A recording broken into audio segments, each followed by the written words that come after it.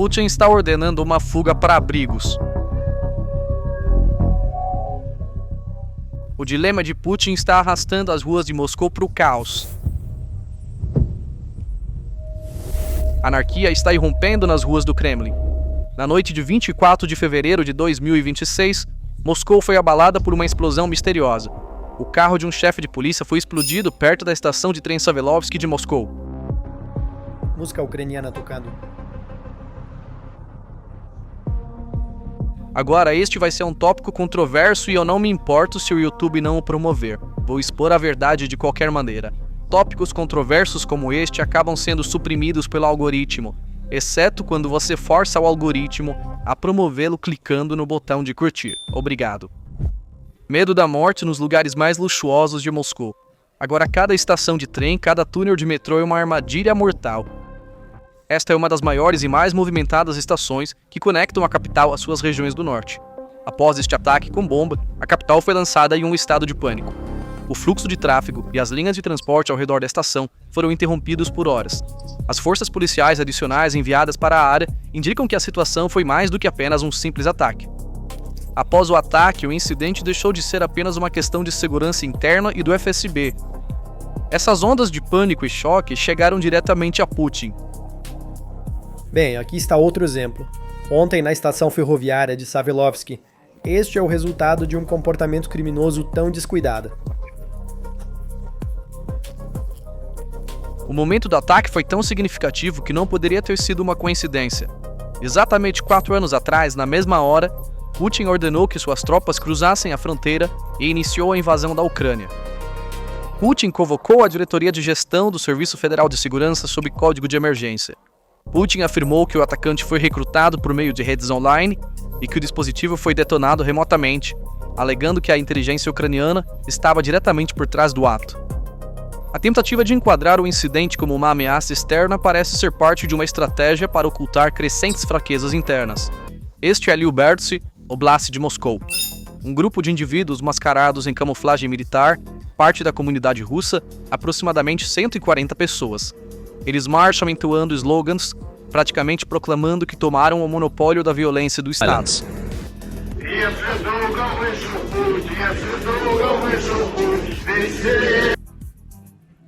O Estado, na tentativa de encobrir suas inadequações, está criando um monstro com suas próprias mãos. Substituindo a polícia ausente estão gangues paramilitares de hooligans soltas nas ruas sob a bandeira do patriotismo. A situação é tão grave que a polícia não está combatendo esses fora da lei.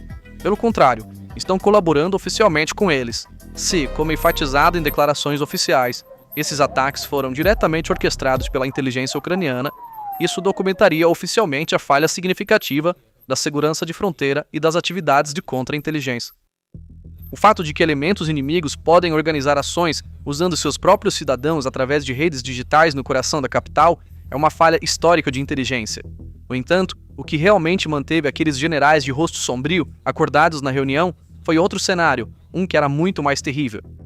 A princípio pensou-se que fosse um ataque clássico com bomba. No entanto, a chegada do Comitê Investigativo Russo ao local e os exames balísticos e forenses iniciais dos destroços começaram a revelar um quadro muito mais complexo e assustador. O mistério do incidente se aprofundou com a identidade do atacante e a natureza do ato. O atacante não era um agente estrangeiro ou um sabotador que havia se infiltrado do outro lado da fronteira. O atacante era um cidadão russo de 22 anos. O jovem embarcou em um trem de São Petersburgo com um bilhete comum no bolso. Ele chegou a Moscou sem nenhum problema. Os sistemas de reconhecimento facial de bilhões de dólares estão elogiados pelo Estado, e as máquinas de raio-x nas estações não deram um único alerta. No entanto, o que realmente abalou aqueles que conduziam a investigação não foi a intensidade da explosão naquele momento, mas o que estava escondido no mecanismo de detonação do explosivo. Este dispositivo estava equipado com um sistema de controle remoto profissional altamente avançado. Em outras palavras, a pessoa que o detonou pode não ter sido aquele jovem russo caminhando em direção ao alvo. A mão que apertou o botão estava no escuro, em um canto completamente diferente da capital. Essa situação levou o pânico no Kremlin ao seu auge. O resultado realmente impressionante da reunião de Putin estava escondido nas instruções de segurança extraordinárias que foram emitidas. Ordens especiais foram emitidas para a proteção de oficiais do Ministério da Defesa executivos críticos da indústria de defesa, jornalistas patrocinados pelo Estado e líderes de opinião. No entanto, o que realmente manteve aqueles generais de rosto sombrio acordados na reunião foi o outro cenário, que era muito mais grave. O fato de o atacante ser um jovem cidadão russo de origem udmurta não é um detalhe trivial. Este é um sinal muito claro de raiva direcionada das províncias para o centro. O fato de que as regiões rurais, que sofreram as maiores perdas durante as mobilizações, estão agora apresentando tal conta ao centro, pode desencadear uma revolta incontrolável. Atos silenciosos de sabotagem que poderiam se espalhar entre funcionários de nível inferior, trabalhadores de logística ou ferroviários, têm o poder de paralisar as terminações nervosas do sistema. Aqui surge uma situação ainda mais terrível para Moscou. Há uma enorme escassez de policiais na Rússia. O Ministério do Interior está soando o alarme. É aqui que começa a parte mais assustadora da história.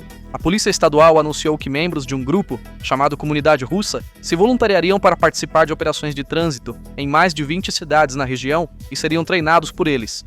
Líderes locais poderosos, como o governador da região de Moscou, Andrei Vorobyov, e o governador da região de Leningrado, Alexander Drozdenko, estão incentivando esses grupos por iniciativa própria, sem esperar ordens do Kremlin. Dê outra olhada nessas imagens para ver como isso se tornou perigoso. A investigação aprofundada da Medusa prova que esta estrutura é uma rede nacional de fora da lei, espalhada pela Rússia, com dezenas de milhares de membros. Eles estão perfeitamente organizados em plataformas como o Telegram, têm células em dezenas de cidades e têm um objetivo: caçar imigrantes e impor a ordem russa nas ruas. O Estado terceirizou seu monopólio do uso da força para gangues subcontratadas. Esta é a rápida feudalização da Rússia. Este último incidente na estação Savelovsky tem exatamente o mesmo modus operandi ou padrão de ação que os ataques em dezembro. A elite agora entende que em um lugar onde o Estado não pode proteger sua própria polícia, eles também são alvos. Esse medo da morte imediatamente acionou protocolos de segurança e cenários de emergência. Os segredos obscuros enterrados profundamente em Moscou foram expostos. Os olhos se voltam para o Metro 2 ou a linha D6, uma enorme rede subterrânea projetada para a guerra nuclear, uma relíquia da era soviética.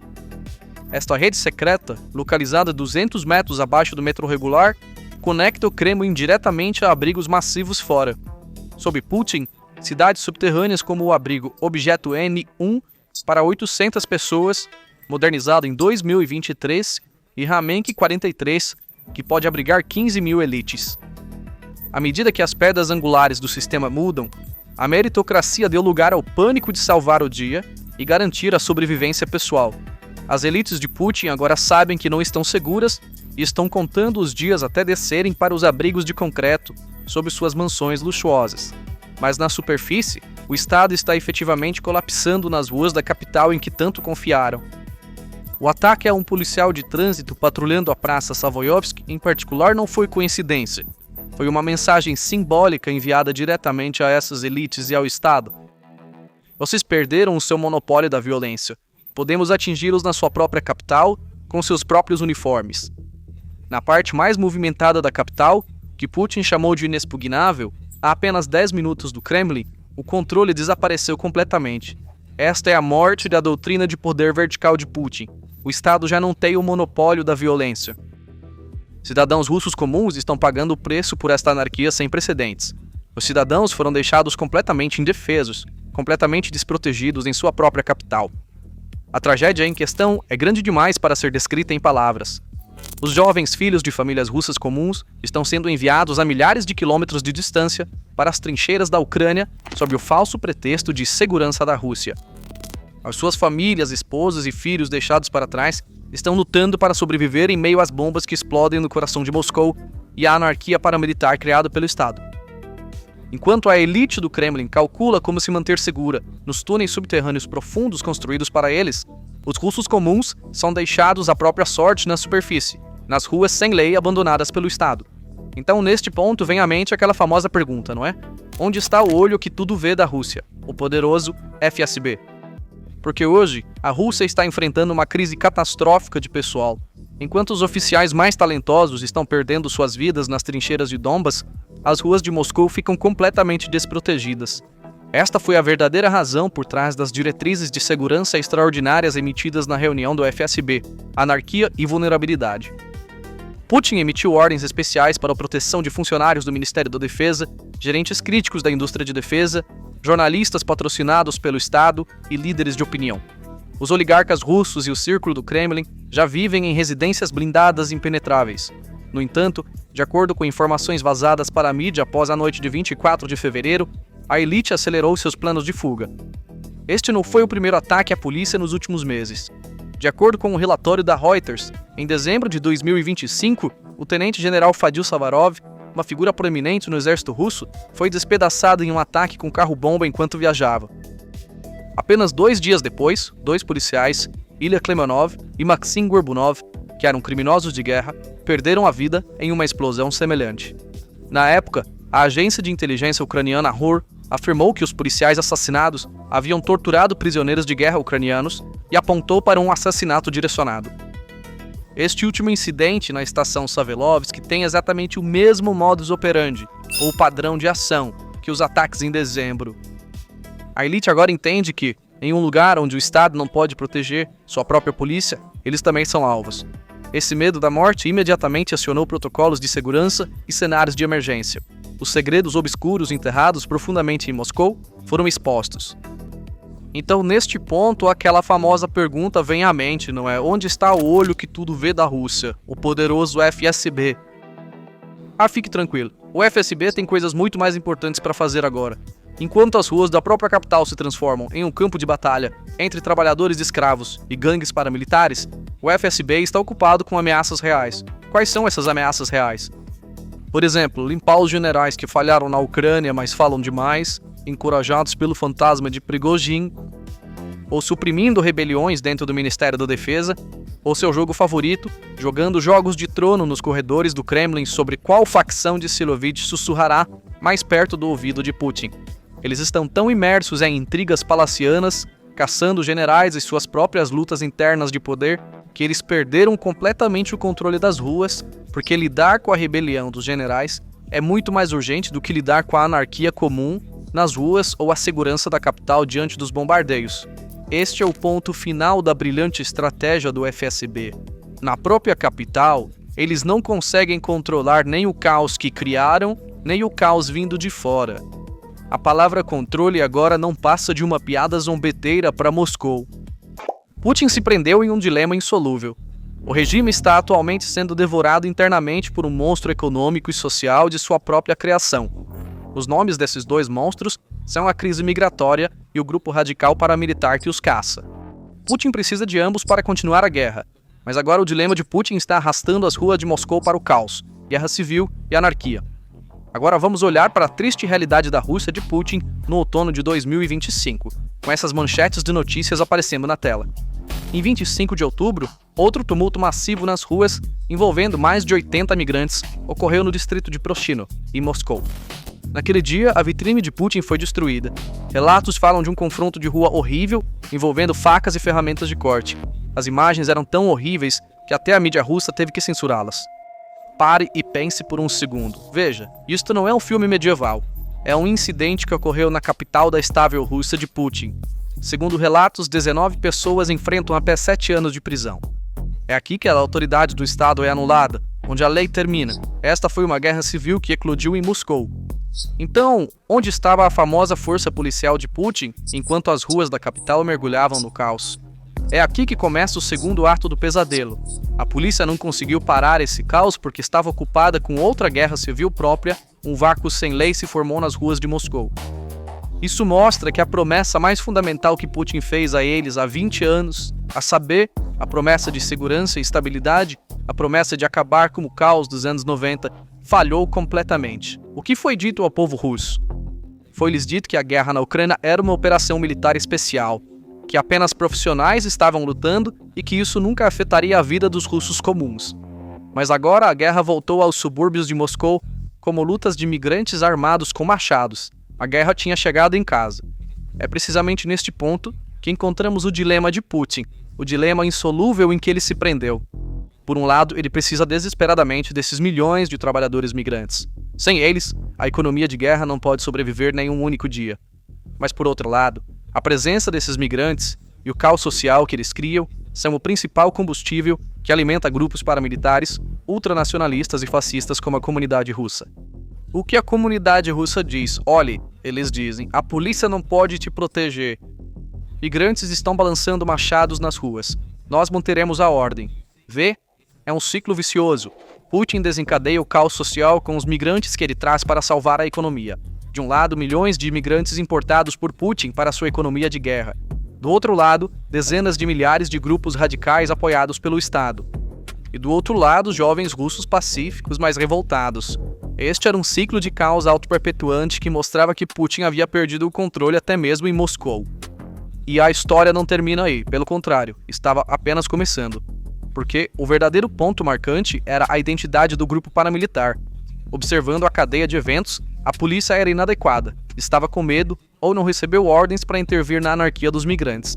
E como na natureza, um vácuo não é tolerado na política também. Aqui, não era porque o grupo Russkaya Obstina Suzuki importava, mas como foi apoiado. Se você pensa que este grupo é apenas uma gangue fora da lei, marginalizada e isolada do sistema, está redondamente enganado. Este não era um grupo comum de vigilância de bairro. Esta é a nova e mais perigosa força paramilitar apoiada pelo Estado na Rússia. De acordo com a investigação aprofundada da Medusa, essa estrutura se espalhou pela Rússia, tornando-se uma rede nacional de fora da lei, com um número estimado de dezenas de milhares de membros. Eles se organizam em plataformas como o Telegram, têm células em dezenas de cidades e têm um objetivo: caçar crimes de migrantes e manter a ordem russa. Então quem você acha que é o padrinho por trás deste exército sombrio de dezenas de milhares mascarados e disciplinados militarmente? Uma das figuras Siloviki mais poderosas e temidas no Kremlin, Alexander Bastrykin, presidente do Comitê de Investigação da Rússia. Esta é uma realidade desconcertante. O Comitê de Investigação de Bastrykin financia, treina e implanta sua própria força paramilitar contra a polícia oficial.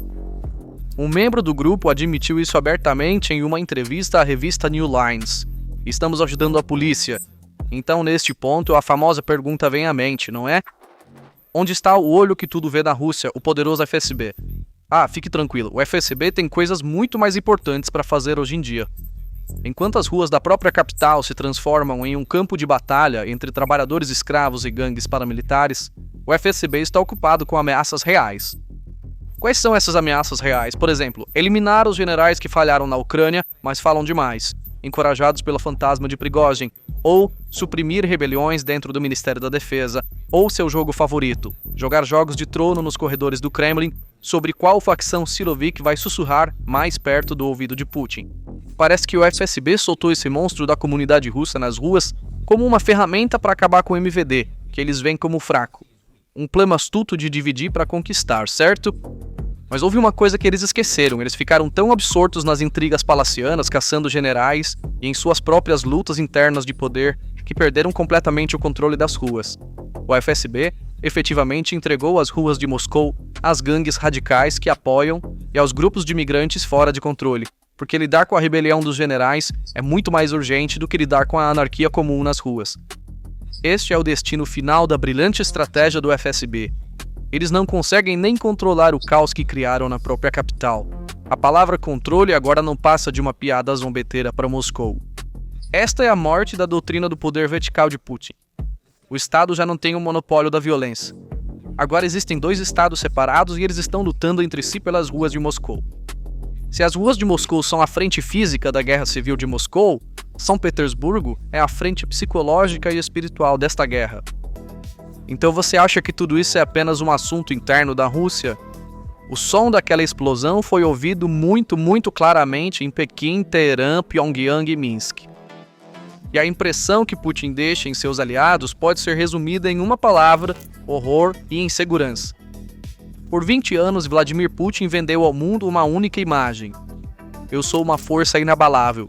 Sou o único bastião alternativo que pode enfrentar o Ocidente e manter a ordem em meu próprio país com mão de ferro.